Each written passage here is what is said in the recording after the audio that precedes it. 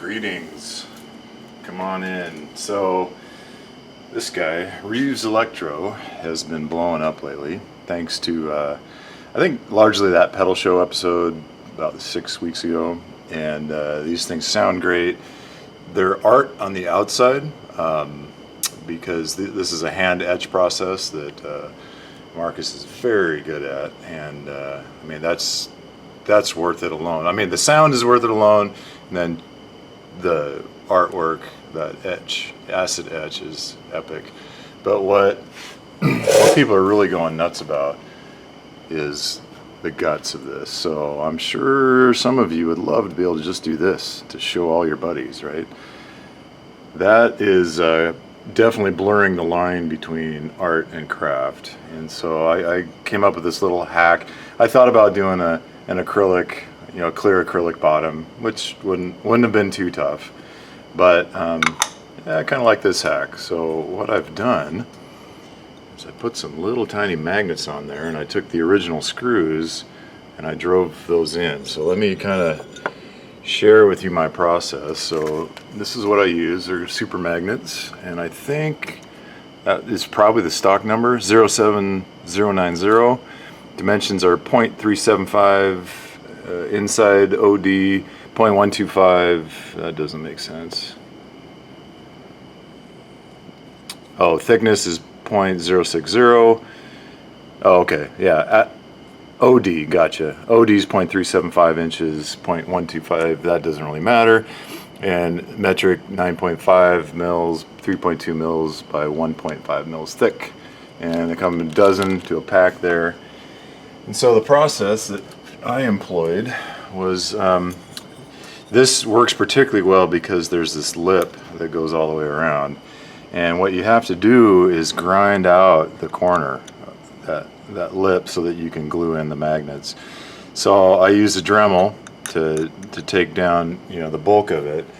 But then it's hard to control a Dremel at the end there to get it dead flat. So then I'd stop short and take a needle file and just and if you don't know this tip, WD-40 works great. Spray your file with WD-40 first. That'll help keep the aluminum from clogging, and then keep it clean. Just a brass bristle brush periodically to keep the file clean.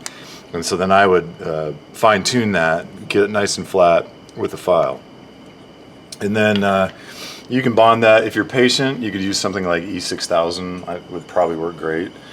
I'm not always that patient. I was really eager to see if this would work. So a medium CA glue. In this case, I used DAP Rapid Fuse, but I'm sure any medium CA glue would work. Maybe even some gel type CA glue.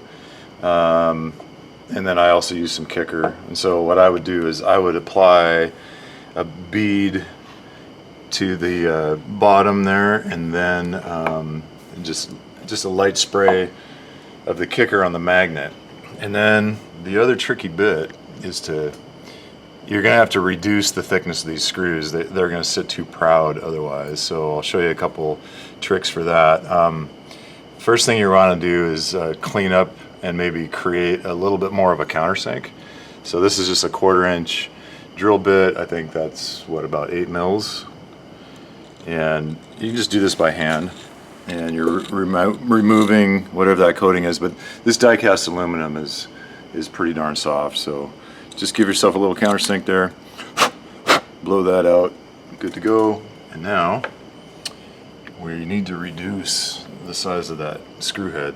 So chuck it up in a cordless drill, and then this way would work just fine. It's going to be a little bit slow, but this is a piece of 120 grit on a flat surface, and you can work it down there, and you can work the edges like so, and you'll get there. That's just a little bit it's a little bit more time consuming than I'd like. So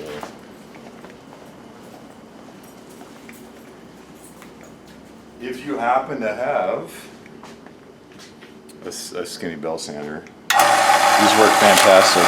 So the belt's moving this way, so I'm going to reverse this. I'm going to go this way.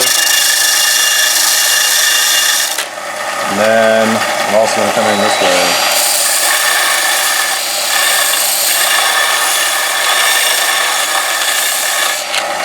You do need to leave just enough that the screwdriver will grab it, but you're not going to need to put a lot of torque on there. And turn this up a little bit. And that's probably good. And then that's it. You just screw that into the case and bond that little neodymium magnet. So I still need to clean up this corner, but even with 3, you can see it works just dandy. Yeah, I didn't get that seated. Of course, that's, well, it's because I had it upside down probably. There you go. But yeah, that's good. And of course, with the 4th magnet, it's going to be even better. So there you go, pedal hack of the day. And this works great too, I think, for like oh shoot, what's Beatronics? Their PCBs are pretty darn cool. So I wouldn't mind being able to pull the back off a Beatronics pedal, or any pedal that's got an internal trimmer or internal switch, which some do. So this could be handy for other pedals too. All right, hope that helps, and good luck. Cheers.